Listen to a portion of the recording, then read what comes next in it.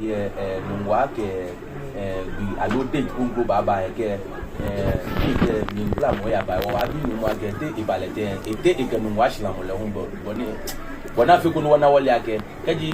ledi mo ne tun na ke te ya nungwa alo nungwa me ni ha na ko ke ba nungwa ha na akọ te ke ba de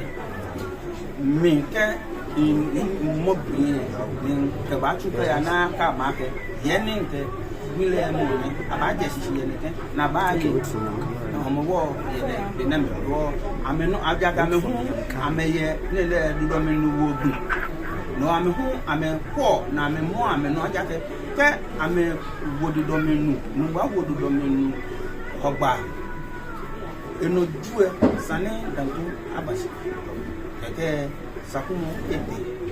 ke atia hu ni ya shi ogba ochili yo se ko mi dudo me nu shi enyo no ke dangu e adu ke dangu du eno enyo dani nai ba bashi do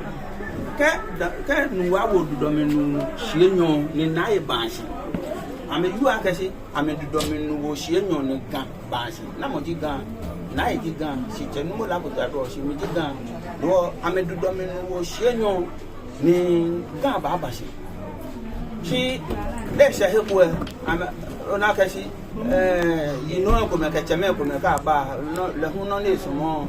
ke le hu e ba crate ni ko crate le na kan ba wo gan fe o ya wo afan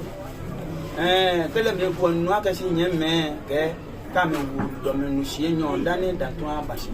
ni je na kan di be ni be kan si